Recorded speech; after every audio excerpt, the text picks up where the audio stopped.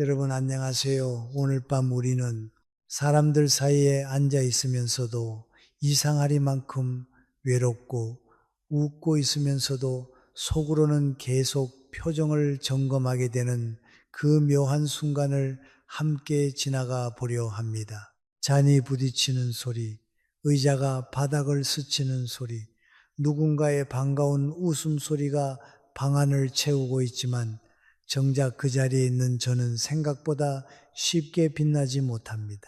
왜냐하면 모임이라는 것은 친절한 얼굴을 하고 있어도 말 한마디 잘못 건네면 순식간에 사람을 평범한 군중 속으로 밀어넣기 때문입니다. 어쩌면 살아남지 못할 수도 있습니다.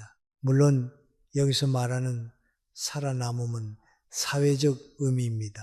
민망한 첫마디 하나로 저는 2시간 내내 저분은 좀 피곤한 스타일이구나 라는 조용한 판결을 받을 수도 있으니까요. 그러니 편안히 자리 잡기 전에 잠시 시간을 내어 좋아요와 구독을 눌러주세요.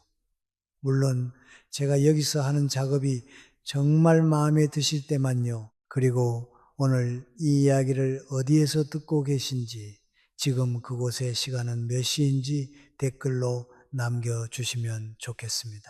누군가는 새벽 2시에, 누군가는 따뜻한 오후에, 또 누군가는 잠들기 직전 조용한 침대 맡에서 이 말을 듣고 계실 테니까요.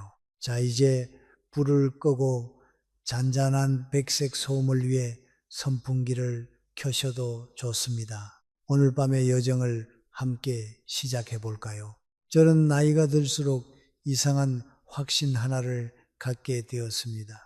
사람들은 말을 많이 하는 사람을 오래 기억하지 않습니다. 오히려 자기를 반갑게 맞아준 사람, 자기를 편안하게 만든 사람, 그리고 아주 잠깐 마주쳤는데도 괜히 마음이 놓였던 사람을 오래 기억합니다. 젊을 때에 저는 모임에 나가면 늘 뭔가 보여줘야 한다고 생각했습니다. 늦지 않게 도착했고 옷도 단정했고 분위기도 맞추려 애썼으니 이제 남은 것은 제 존재감을 드러내는 일뿐이라고 여겼지요.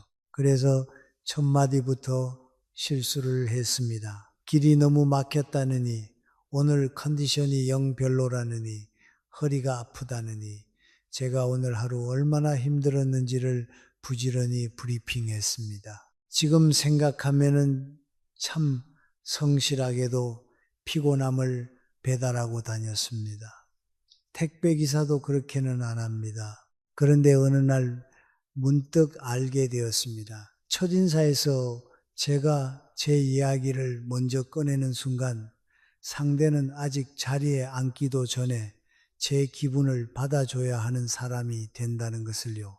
그건 반가운 만남이 아니라 조용한 업무 배정에 가깝습니다.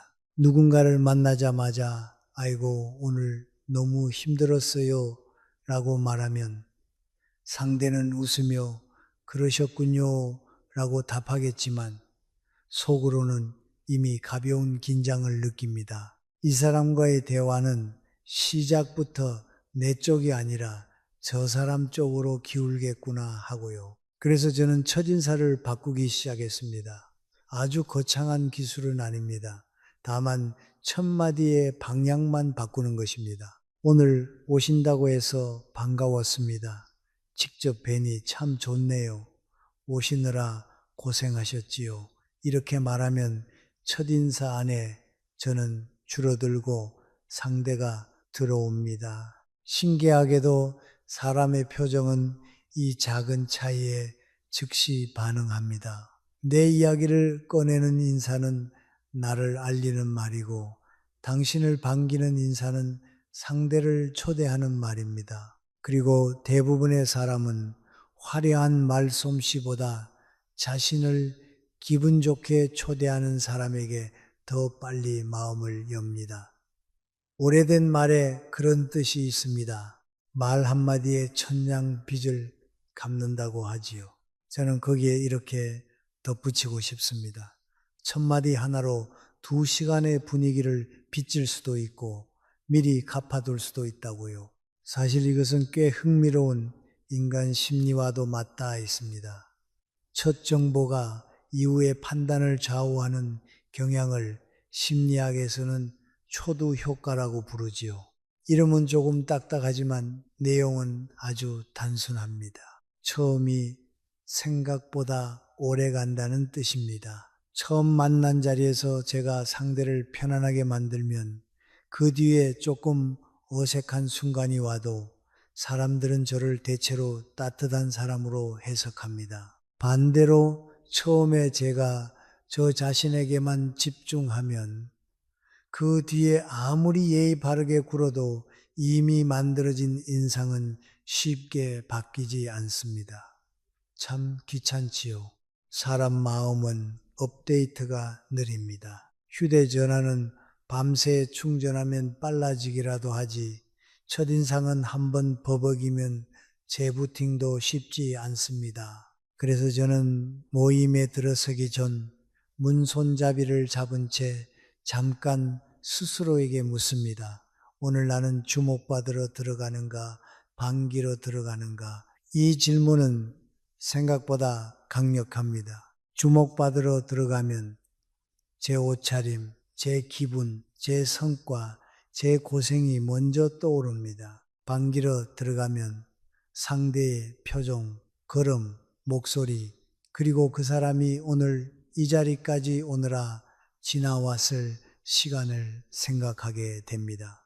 같은 공간에 들어가도 마음의 자세가 달라지는 것입니다. 물론 여기서 오해하면 곤란합니다. 첫인사를 잘한다는 것이 아첨을 뜻하는 것은 아닙니다.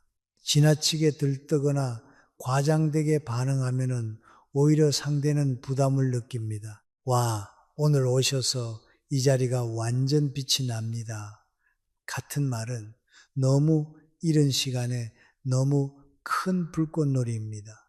사람은 조명보다 온기를 더 오래 기억합니다.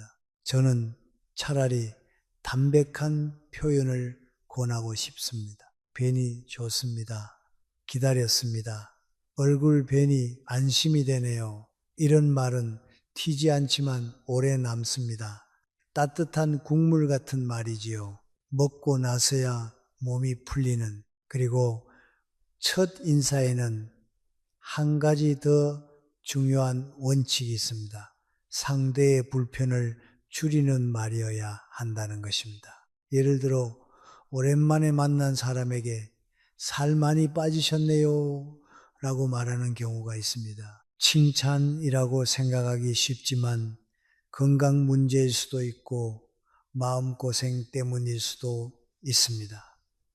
요즘 좋아 보이세요도 경우에 따라서는 부담이 됩니다. 좋아 보인다는 말이 오늘만 유난히 신경 쓰고 나왔다는 뜻처럼 들릴 수도 있으니까요. 차라리 오늘 뵈니 반갑습니다 처럼 존재 자체를 반기는 말이 안전하고 품이 있습니다. 존재를 반기는 일은 실수할 확률이 낮습니다. 외모를 건드리면 가끔 지뢰밭이 되고 존재를 반기면 대개 꽃길이 됩니다. 물론 인생이 늘 꽃길은 아니지만 적어도 첫 10초는 우리가 관리할 수 있습니다. 제가 아는 어떤 분은 모임마다 유난히 환영받았습니다. 대단한 입담도 아니고 특별한 재주도 없었습니다. 그런데 이상하게 사람들이 그분 곁으로 몰렸습니다. 나중에 보니 이유는 아주 단순했습니다. 그분은 누구를 만나든 처음 30초 동안 단 한 번도 자기 이야기를 하지 않았습니다. 먼저 손을 잡고 눈을 맞추고 오시느라 힘드셨지요 하고 묻고 상대가 자리에 앉을 때까지 자신의 몸을 조금 비켜 두었습니다. 별것 아닌 것 같지만 그런 몸짓과 말은 상대에게 이런 메시지를 보냅니다. 오늘 이 자리에서 당신은 불편한 손님이 아니라 반가운 사람이라고요. 학술적으로 말하면은 이것은 상호작용의 정서적 안정감을 선제적으로 형성하는 행위라고 할 수 있습니다. 이렇게 말하면 괜히 논문 한 편 읽은 사람 같지만 실은 그냥 사람 마음이란 뜻입니다. 저는 이제 모임을 앞두고 준비하는 것이 원만이 아닙니다. 첫 문장을 준비합니다. 딱 한 문장만요. 길 필요도 없습니다. 오히려 짧을수록 좋습니다. 긴 첫인사는 대개 사고를 칩니다. 사람은 긴장하면 쓸데없이 많은 정보를 덧붙이거든요. 짧고 단정한 말 하나가 좋습니다. 직접 뵈니 좋습니다. 오늘 뵙게 되어 반갑습니다. 오시느라 고생하셨습니다. 이 정도면 충분합니다. 첫인사는 내 지식을 자랑하는 자리가 아니라 상대의 경계를 낮추는 시간입니다. 저는 그 사실을 알기까지 참 오래 걸렸습니다. 인간은 꼭 한참 돌아서 정문으로 들어오지요. 지름길이 있는데도 말입니다. 그렇게 첫인사를 바꾸고 나서부터 저는 신기한 장면을 자주 보게 되었습니다. 상대의 어깨가 아주 조금 내려가고 입꼬리가 조용히 올라가고 대화의 속도가 부드러워지는 장면 말입니다. 그 순간 저는 깨닫습니다. 사람을 돋보이게 하는 것은 남보다 화려한 이야기가 아니라 상대가 자기답게 있을 수 있도록 허락하는 태도라는 것을요. 모임의 주인공이 된다는 말은 가운데 앉아 가장 크게 웃는 사람이 된다는 뜻이 아닙니다. 그 자리에 있는 사람들이 제 곁에서 괜히 편안해지고 말하고 싶어지고 다시 만나고 싶어지는 것, 그것이 진짜 주인공의 자리입니다. 그리고 그 자리는 놀랍게도 첫마디 하나에서 시작됩니다. 그 첫마디 하나로 자리가 부드러워졌다면 그 다음부터는 이상하게도 많은 분들이 서둘러 무언가를 더 보태고 싶어 합니다. 좋은 시작을 했으니 이제는 분위기를 이어가야 한다고 생각하는 것이지요. 그래서 저는 예전에는 상대가 말을 꺼내자마자 맞장구를 치고 제 경험을 덧붙이고 도움이 될 만한 조언까지 얹어주는 것이 친절이라고 믿었습니다. 그런데 나이가 들고 보니 사람을 가장 빨리 지치게 하는 것은 무심함만이 아니었습니다. 지나치게 애쓰는 말 또한 사람을 피곤하게 했습니다.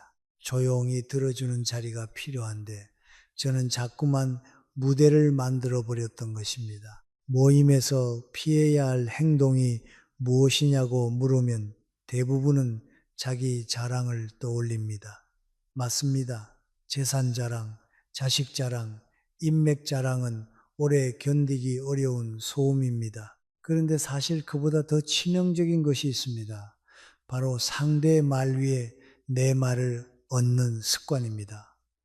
이것은 자랑보다 더 교묘합니다. 자랑은 듣는 사람도 금방 알아차리지만 끼어드는 사람은 대개 자신이 잘못하고 있다는 사실을 잘 모릅니다. 오히려 분위기를 살리고 있다고 믿습니다. 그 믿음이 문제입니다. 좋은 의도는 종종 가장 세련된 무례가 되기도 하니까요. 가령 이런 장면이 있습니다. 누군가 조용히 말합니다. 요즘 손주를 봐주느라 너무 지친다고요. 그때 한 사람이 기다렸다는 듯이 말합니다. 그래도 손주가 어딘가, 나는 손주 얼굴 보기도 힘들다. 우리 며느리는 말이요. 그러면 무슨 일이 벌어질까요?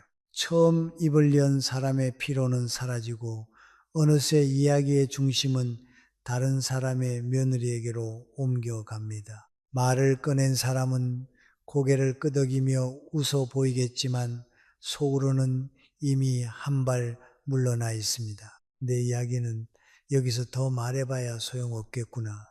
사람은 자기 말을 빼앗긴 자리에서 조용히 마음을 접습니다. 소리 없이 접힌 마음은 다시 펴지기 어렵습니다. 반대로 누군가가 그래서 많이 힘드셨겠어요 하고 짧게 말한 뒤 잠깐 입을 다문다면 어떨까요? 그 2초, 길어야 3초의 침묵이 이상하게도 큰 공간을 만들어냅니다. 상대는 그 틈 안에서 다시 말을 고를 수 있습니다. 사실 힘든 것도 힘든 건데 내가 너무 당연한 사람처럼 여겨지는 것 같아서 서운해. 이런 식으로 처음보다 조금 더 깊은 마음이 나옵니다. 저는 이 장면을 여러 번 보았습니다. 대화를 진전시키는 힘은 생각보다 긴 설명에 있지 않았습니다. 오히려 상대가 자기 속도를 되찾도록 기다려주는 짧은 정적 속에 있었습니다. 옛말에 벼는 익을수록 고개를 숙인다고 하지요. 말도 그렇습니다. 속이 찬 사람일수록 목소리를 높이기보다 자리를 비워둡니다. 물론 침묵이라고 해서 무조건 훌륭한 것은 아닙니다. 잘못된 침묵은 관심 없음으로 보일 수 있습니다. 멍한 표정으로 가만히 있으면 듣는 것이 아니라 딴 생각하는 사람처럼 보이지요. 그래서 침묵에도 품격이 필요합니다. 눈으로 듣고 표정으로 듣고 짧은 숨으로 듣는 법이 있어야 합니다. 고개를 아주 조금 끄덕이거나 그랬군요. 아, 그러셨겠네요. 하고 짧게 다리를 놓아주는 것만으로도 충분합니다. 말을 줄인다는 것은 마음까지 닫는다는 뜻이 아닙니다. 오히려 마음을 열어두되 입만 조금 덜 바쁘게 하자는 뜻에 가깝습니다. 저는 이것을 속으로 이렇게 정리합니다. 말은 적게, 존재감은 따뜻하게. 신기하게도 사람은 자기 이야기를 끝낸 뒤 바로 조언을 듣고 싶어 하지 않는 경우가 많습니다. 특히 나이가 들수록 더 그렇습니다. 우리는 살아오며 이미 충분히 많은 충고를 들었습니다. 어떻게 살아야 하는지, 무엇이 옳은지, 누구를 조심해야 하는지, 어디에 돈을 써야 하는지, 무슨 말을 참아야 하는지 너무 많이 들었습니다. 그래서 모임에서까지 또다시 정답을 건네받으면 도움이 되기보다 마음이 먼저 눌립니다. 학술적으로 표현하면 이는 대화의 상호 주관성을 약화시키는 개입이라고 할 수 있습니다. 어렵게 들리지만 뜻은 단순합니다. 함께 말하는 자리인데 한 사람만 정답을 쥐고 있으면 대화는 교류가 아니라 지도처럼 느껴진다는 것입니다. 저도 한때는 누가 고민을 말하면 바로 방향을 제시하려 했습니다. 그건 이렇게 하셔야죠. 제가 해봤는데 그 방법은 안 됩니다. 제 생각에는 당장 끊어야 해요. 듣고 있으면 제법 단호하고 믿음직스러워 보일지 모릅니다. 그러나 그런 말은 종종 상대를 돕기보다 작게 만듭니다. 사람은 조언을 받을 때 내용보다 먼저 위계를 느낍니다. 당신은 모르고 나는 안다는 그림자가 생기는 것이지요. 더 안타까운 것은 자랑하는 사람은 자기가 자랑하고 있음을 어느 정도 의식하지만 가르치려 드는 사람은 자기가 배려하고 있다고 믿는다는 점입니다. 그래서 멈추기가 더 어렵습니다. 친절하다는 확신이 브레이크를 없애버리는 셈입니다. 한 번은 어떤 분이 여행 이야기를 꺼냈습니다. 바다를 보고 왔는데 마음이 조금 풀렸다고 했지요. 그러자 다른 분이 곧장 거긴 별로예요. 진짜 좋은 데는 따로 있어요. 제가 알려드릴게요. 라고 말했습니다. 악의는 없었습니다. 아는 것을 나누고 싶은 마음이었을 것입니다. 하지만 여행을 다녀온 분의 얼굴에서 아주 미세한 빛이 꺼지는 것을 저는 보았습니다. 그는 장소 평가를 원한 것이 아니라 다녀온 뒤 자기 안에 생긴 작은 평안을 나누고 싶었던 것일지도 모릅니다. 우리는 종종 사실을 고쳐주느라 감정을 놓칩니다.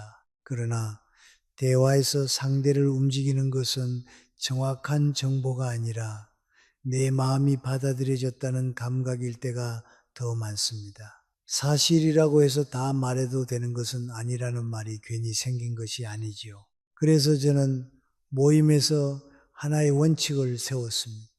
상대가 말을 마치면 그 말에 바로 덮개를 씌우지 말자. 내 경험으로, 내 판단으로, 내 교훈으로 급히 봉인하지 말자. 대신 그 말이 잠깐 공기 중에 머물게 두자. 사람의 말은 입에서 나오는 순간 완성되는 것이 아니라 누군가에게 안전하게 받아들여질 때 비로소 제자리를 얻습니다. 그 시간을 빼앗지 않는 것, 그것이 침묵의 예의입니다. 그리고 꼭 기억해야 할 것이 하나 더 있습니다.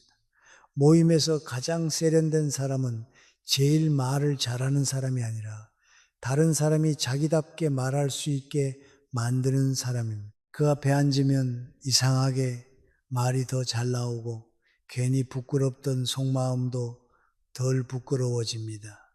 왜 그럴까요? 내 이야기가 중간에 잘리지 않을 것이라는 믿음이 있기 때문입니다. 그 믿음은 화려한 기술이 아니라 아주 작은 경험들에서 생깁니다. 내가 말할 때 눈을 피하지 않는 사람, 내 말을 자기 무용담으로 바꾸지 않는 사람, 굳이 결론을 서두르지 않는 사람, 사람은 그런 사람 앞에서 조금씩 마음의 코트를 벗습니다. 젊을 때는 침묵이 지는 것처럼 느껴졌습니다. 빨리 대답하고 재치 있게 반응하고 뭔가 하는 척해야 존재감이 생기는 줄 알았습니다. 그러나 오래 살아보니 알겠습니다. 침묵은 비어있는 시간이 아니라 상대를 위한 자리입니다. 그리고 그 자리를 내어줄 수 있는 사람이 결국 오래 기억됩니다. 저는 이제 모임에서 말의 양으로 저를 증명하려 하지 않습니다. 대신 누군가가 말을 마친 뒤 편안히 다음 말을 잇도록 그 사이의 공기를 함부로 건드리지 않으려 합니다.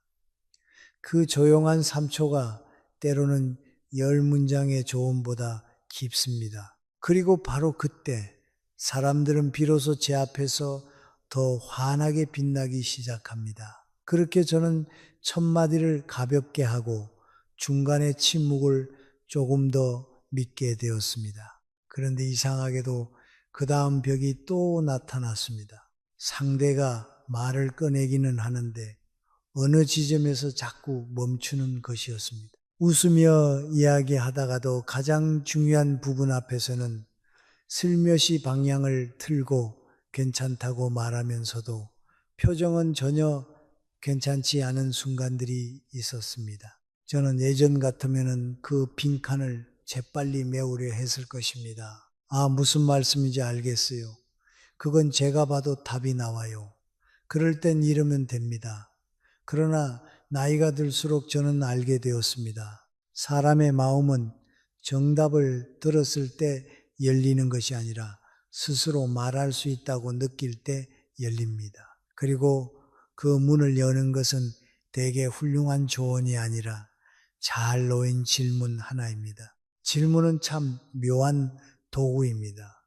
잘못 쓰면 신문이 되고 잘 쓰면 초대가 됩니다. 우리는 모임에서 너무 자주 질문을 하면서도 정작 상대를 열어주는 질문은 드물게 합니다. 이를테면 누군가가 요즘 좀 복잡하다고 말했을 때 왜요? 라고 바로 묻는 것은 질문이지만 상대에겐 벽처럼 느껴질 수 있습니다.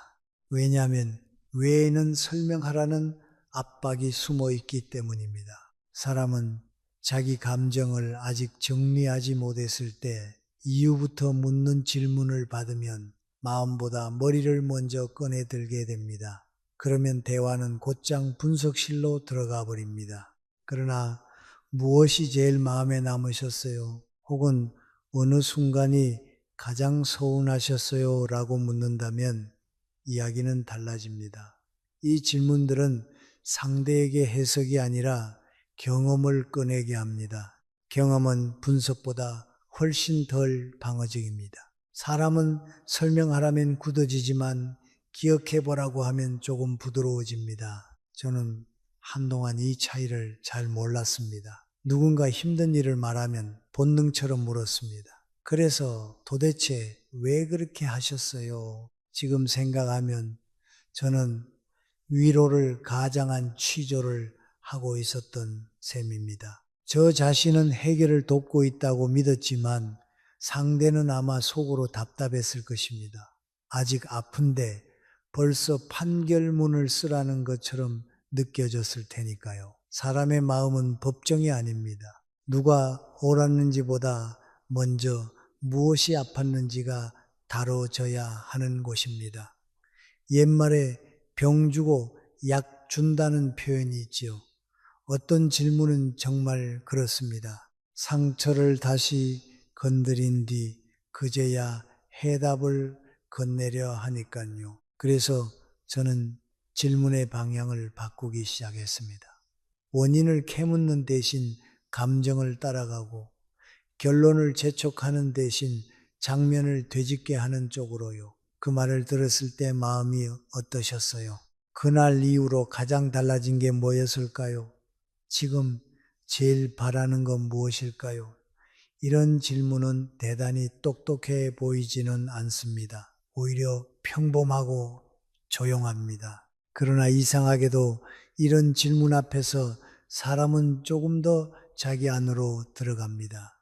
그리고 그 안에서 본인도 미처 이름 붙이지 못했던 감정을 슬며시 발견하곤 합니다. 학술적으로 말하면 이는 자기 서사, 구성과 정서, 명료화를 돕는 질문 방식이라고 할 수 있겠습니다.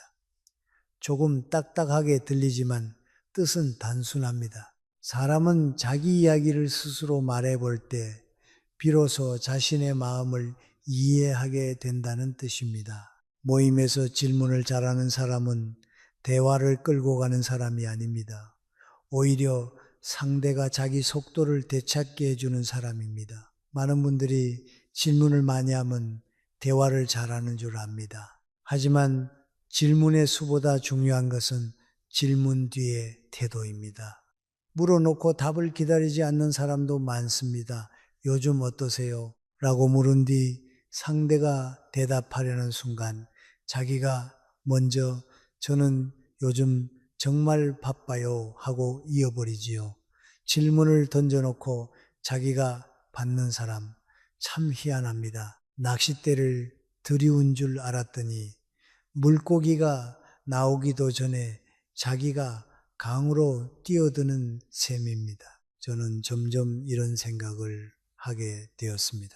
질문은 내 궁금증을 해소하기 위한 수단이 아니라 상대가 자기 마음을 안전하게 꺼내보도록 돕는 그릇이어야 한다고요. 그래서 좋은 질문에는 공통점이 있습니다. 정답이 없습니다. 비교를 유도하지 않습니다. 상대를 작게 만들지 않습니다. 예를 들어 자식들이 잘해드리세요?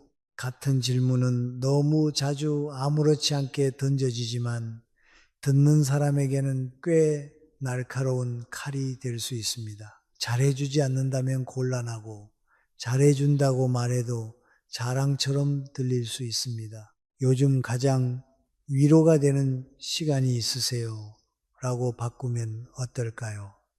같은 세대의 삶을 묻는 질문이지만 훨씬 넓고 부드럽습니다. 사람마다 손주일 수도 있고 새벽 산책일 수도 있고 혼자 마시는 차 한 잔일 수도 있습니다. 대답이 달라질 수 있는 질문은 사람을 살리고 대답이 갇힌 질문은 사람을 숨막히게 합니다. 또 하나 중요한 것은 질문에 욕심을 내지 않는 것입니다. 마음이 열린다고 느끼는 순간 사람들은 더 깊이 더 많이 묻고 싶어집니다. 그러나 그때야말로 조심해야 합니다. 어떤 속마음은 문틈으로 잠깐 보였을 뿐인데 우리는 금세 거실까지 들어가려 합니다. 그러면 상대는 다시 문을 닫아버립니다. 저는 그래서 스스로에게 자주 말합니다. 들을 자격은 관심이 아니라 절제에서 나온다고요. 한번 열렸다고 다 물을 권리는 없습니다. 사람에게는 누구나 아직 말하고 싶지 않은 서랍이 있습니다. 좋은 질문은 그 서랍의 존재를 존중합니다. 나쁜 질문은 그 서랍을 왜 잠갔느냐고 묻습니다. 한 번은 한 분이 조용히 이런 말을 했습니다. 요즘은 예전처럼 누구를 쉽게 만나고 싶지가 않아요. 예전에 저라면 금세 말했을 것입니다. 그래도 사람을 좀 만나셔야죠. 혹은 혼자 계시면 더 우울해져요. 하지만 그날은 다르게 물었습니다. 사람을 만나고 싶지 않다는 마음에는 피곤함이 더 크세요? 아니면 실망이 더 크세요? 그러자 그분이 한참 잠잠히 있다가 웃으시더군요. 그리고 말씀했습니다. 피곤한 줄 알았는데 실망이 더 컸나 봐요. 그 한마디가 나오자 대화의 결이 완전히 달라졌습니다. 더는 외출 횟수나 생활 습관의 문제가 아니었습니다. 상처받은 기대와 관계의 피로에 대한 이야기로 들어갈 수 있었지요. 질문 하나가 문제의 종류를 바꾼 것입니다. 아니, 정확히는 문제의 이름을 제대로 불러준 것이겠지요. 사람은 자기 감정의 이름을 찾는 순간 조금 가벼워집니다.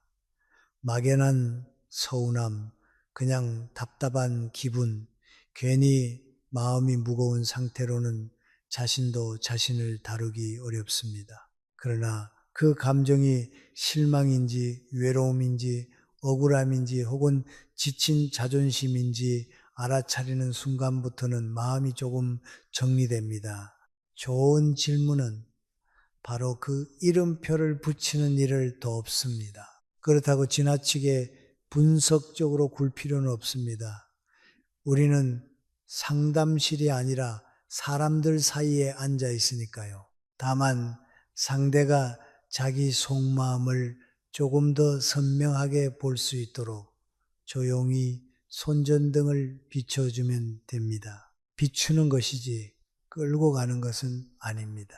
그리고 때로는 질문을 하지 않는 것이 가장 좋은 질문이기도 합니다. 누군가 말끝을 흐리며 뭐 다 지난 일이죠 라고 했을 때 그 안에 아직 남은 감정이 보여도 꼭 붙잡을 필요는 없습니다. 그냥 그 말씀 안에 많은 시간이 들어있네요 하고 머물러 주는 것만으로 충분할 때도 있습니다.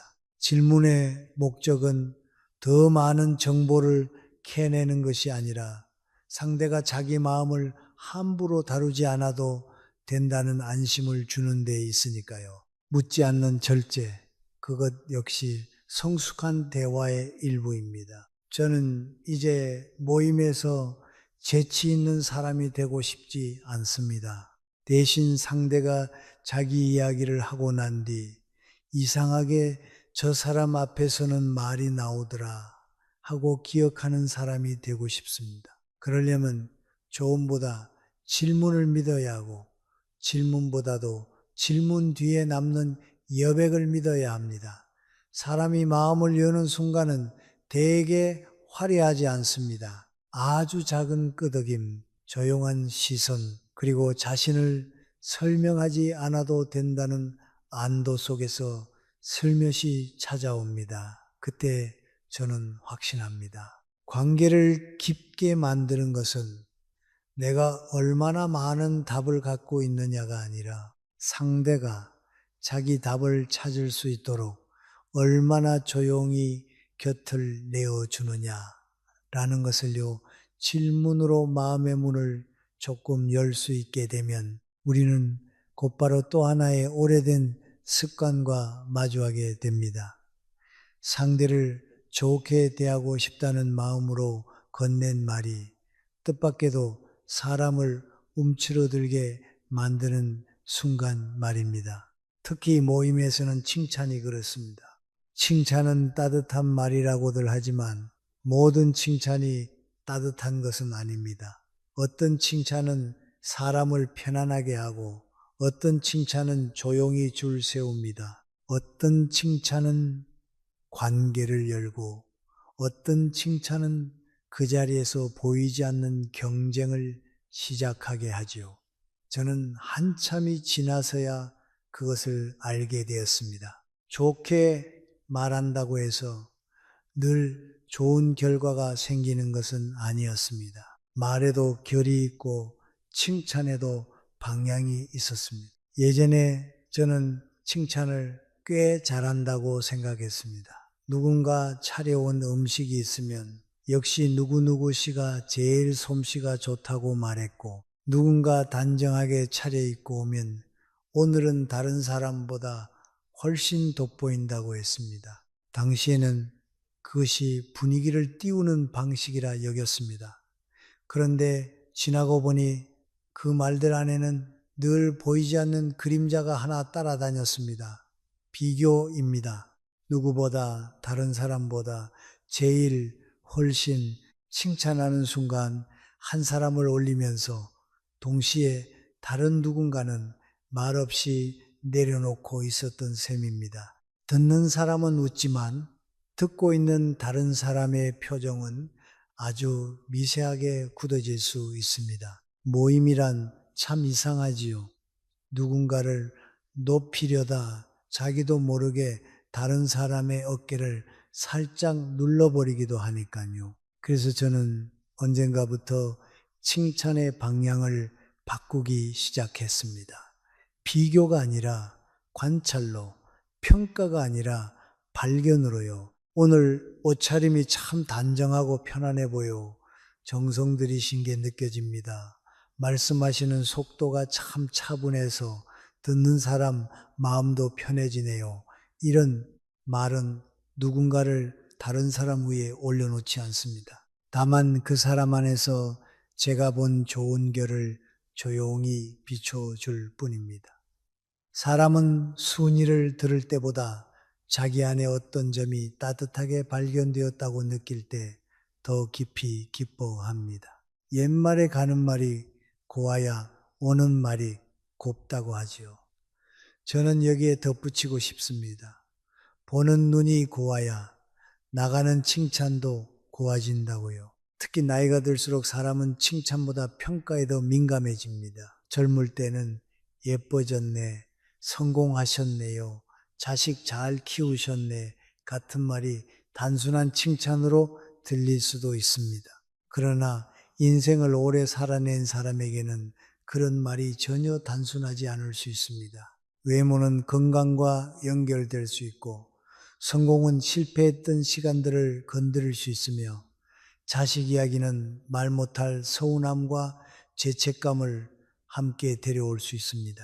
그래서 겉으로는 호의처럼 보여도 그 사람의 삶 한가운데를 모르고 건드리는 말은 쉽게 아슬아슬해집니다. 학술적으로 말하면 이는 사회적 비교와 정체성 위협을 유발하는 발화라고 할 수 있겠습니다. 조금 어렵게 들리지만 뜻은 단순합니다. 칭찬처럼 말했는데 상대는 자기 인생이 평가받고 있다고 느낄 수 있다는 말입니다. 모임에서 흔히 오가는 질문들도 비슷합니다. 자녀분들은 잘하세요? 요즘 연락은 자주 오지요? 혼자 계셔도 괜찮으세요? 이런 말들은 겉보기에는 안부처럼 보입니다. 그러나 때로는 날씨보다 더 차갑게 마음에 내려앉습니다. 자녀와의 관계가 멀어진 사람에게는 설명해야 할 숙제가 되고, 연락이 뜸한 사람에게는 들키고 싶지 않은 빈자리가 되며, 혼자 사는 삶을 간신히 견디는 사람에게는 웃으며 통과해야 하는 시험 문제가 됩니다. 우리는 너무 자주 상대의 아픈 가능성을 상상하지 않은 채 질문합니다. 악의가 없다는 사실은 중요합니다. 그러나 상처는 악의보다 무심함에서 더 자주 생깁니다. 일부러 던진 돌은 피하기라도 하지, 아무 생각 없이 굴린 돌은 더 예기치 않은 곳을 치니까요. 그래서 저는 모임에서 안전한 관심이 무엇인지 오래 생각하게 되었습니다. 안전한 관심이란 상대의 존엄을 건드리지 않으면서도 진심을 전할 수 있는 관심입니다. 예를 들면 요즘 가장 마음 편한 시간은 언제세요? 라는 질문은 어떨까요? 이 질문은 누가 옆에 있는지, 무엇을 이뤘는지, 가족이 어떻게 하는지를 묻지 않습니다. 그 대신 이 사람의 삶에 아직 남아있는 평안의 순간을 바라보게 합니다. 요즘 자주 웃게 되는 일이 있으셨어요? 더 좋습니다. 누군가의 결핍을 캐묻지 않고 아직 살아있는 기쁨의 결을 찾게 하지요. 이런 질문을 받으면 사람은 방어하지 않고 떠올립니다. 설명하지 않고도 대답할 수 있는 질문, 그것이 사람을 편안하게 만듭니다. 칭찬도 마찬가지입니다. 저는 이제 결과보다 태도를 더 보려 합니다. 끝까지 꾸준히 하시는 모습이 참 인상적이에요. 말씀을 참 상대 편안하게 해주세요. 급한 자리에서도 사람을 조급하게 만들지 않으시네요. 이런 말은 사회적 성공이나 외적 조건과 상관없이 누구에게나 건넬 수 있습니다. 무엇보다 이런 칭찬은 한 사람의 존재를 작게 만들지 않습니다. 외모나 성과를 칭찬하면 듣는 사람이 순간적으로 기쁘다가도 그 기준을 다음에도 유지해야 한다는 압박을 느낄 수 있습니다. 하지만 태도와 분위기를 알아봐주는 말은 다릅니다. 그것은 성취의 증명이 아니라 존재의 결을 인정받는 경험이기 때문입니다. 사람은 인정받고 싶어 하는 존재이지만 동시에 평가받는 것은 두려워합니다. 좋은 칭찬은 그 두 감정 사이를 아주 부드럽게 지나갑니다. 저는 예전에 한 모임에서 이런 장면을 본 적이 있습니다. 누군가 정성껏 음식을 준비해 왔고 한 분이 웃으며 말했습니다. 역시 딸 있는 집은 다르네. 말하는 분은 분위기를 좋게 만들려 했겠지요. 그러나 그 말이 떨어지는 순간 그 자리에 계신 다른 누군가는 속으로 이렇게 느꼈을 수도 있습니다. 딸이 없는 나는 덜한가? 나는 지금 무엇으로 비교되고 있나? 실제로는 아무도 그 사람을 평가하지 않았을지 모릅니다. 하지만 비교의 언어는 늘 보이지 않는 청중을 만듭니다. 모임에는 말에 직접적인 수신인만 있는 것이 아니라 그 말을 옆에서 함께 듣는 사람들도 있습니다. 그래서 세련된 사람은 말의 방향뿐 아니라 반사되는 방향까지 생각합니다. 좋은 말은 한 사람에게 닿고 끝나지 않습니다. 공기처럼 번집니다. 그러니 더 조심스럽고 더 따뜻해야 하지요. 배려는 거창한 희생이 아니라 상대가 민망해질 가능성을 먼저 줄여주는 능력인지도 모릅니다. 누군가가 말을 적게 한다고 해서 왜 이렇게 말이 없으세요? 라고 묻지 않는 것. 오랜만에 나온 사람에게 그동안 어디 아프셨어요? 라고 단정하지 않는 것. 혼자 온 사람에게 외롭지 않으세요? 라고 쉽게 이름 붙이지 않는 것. 이런 작은 절제가 사람을 살립니다. 말하지 않아도 되는 것을 말하게 만들지 않는 것. 드러내고 싶지 않은 빈칸을 억지로 설명하게 하지 않는 것.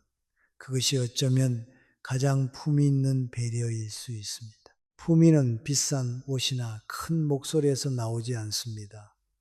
남의 체면을 먼저 지켜주는 습관에서 더 자주 나옵니다. 한편 어떤 분들은 칭찬을 받으면 유난히 불편해합니다.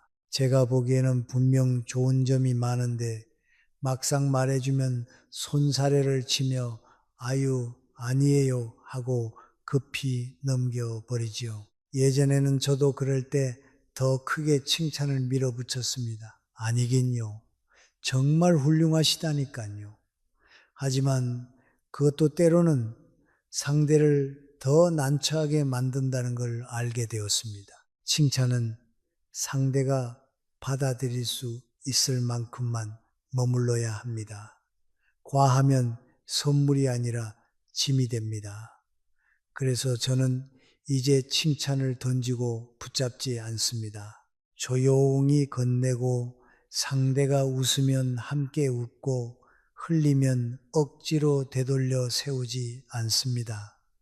좋은 말에도 숨 쉴 공간이 필요하니까요. 그리고 무엇보다 저는 모임에서 사람을 하나의 사정으로 읽지 않으려 노력합니다. 자녀가 어떻다, 건강이 어떻다, 경제 사정이 어떻다, 혼자 산다, 함께 산다, 말이 많다, 조용하다. 우리는 너무 쉽게 사람을 한 줄 설명으로 정리하려 합니다. 그러나 누구나 설명되지 않는 부분이 훨씬 더 큽니다. 오늘 조용한 사람은 원래 말이 없는 사람이 아니라 그저 조금 지친 사람일 수 있고, 유난히 밝은 사람은 정말 행복해서가 아니라 예의를 다하고 있는 것일 수도 있습니다. 그런 생각을 품고 있으면 말이 한결 부드러워집니다.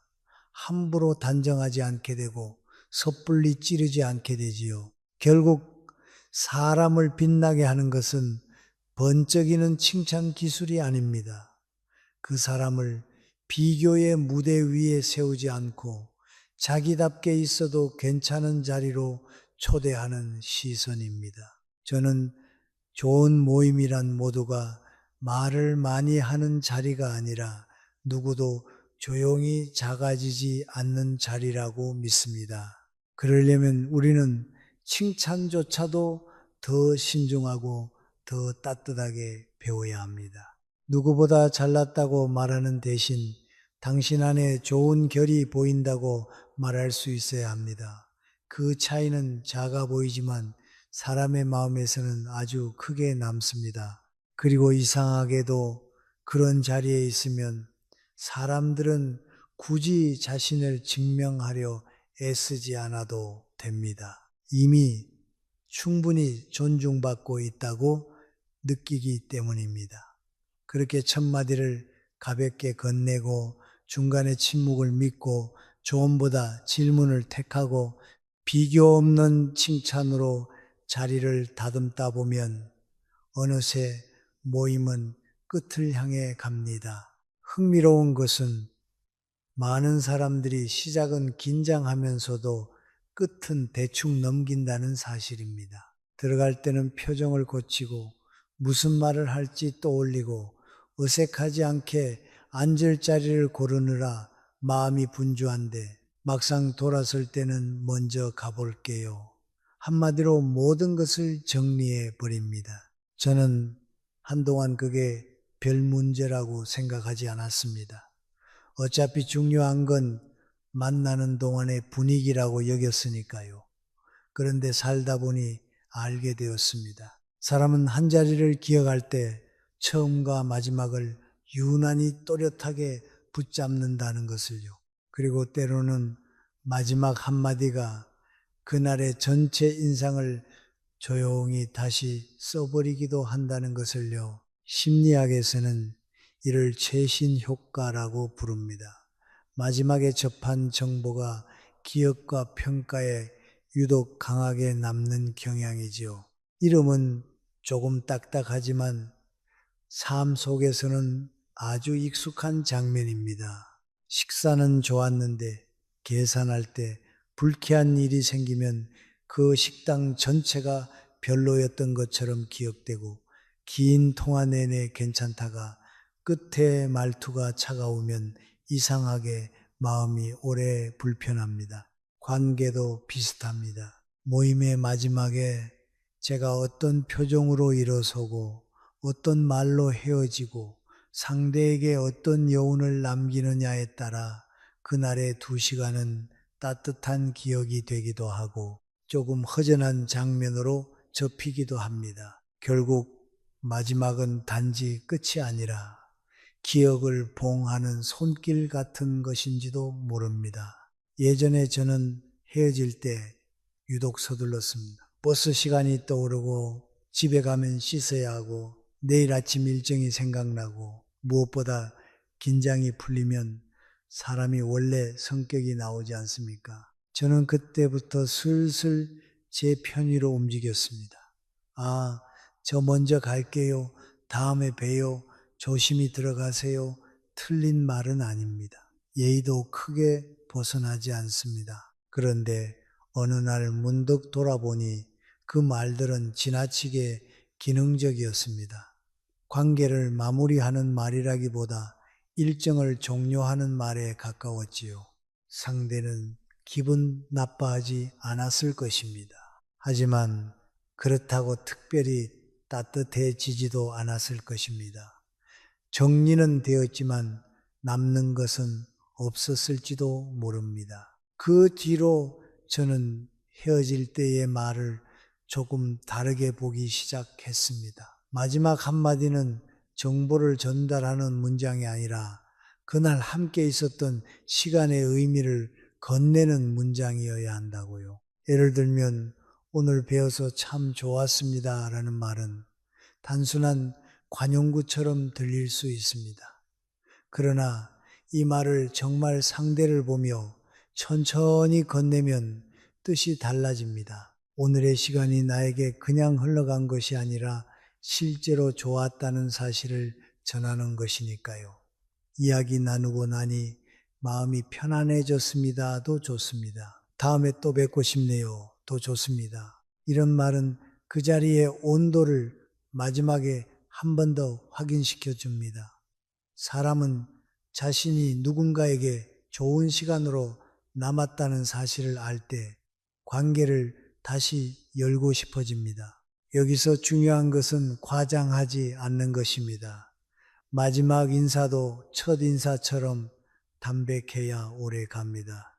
오늘 정말 평생 기억에 남을 것 같아요. 같은 말은 분위기에 따라 지나치게 들릴 수 있습니다. 감동이 클수록 말은 오히려 절제되어야 품위가 있습니다. 저는 차라리 짧고 진실한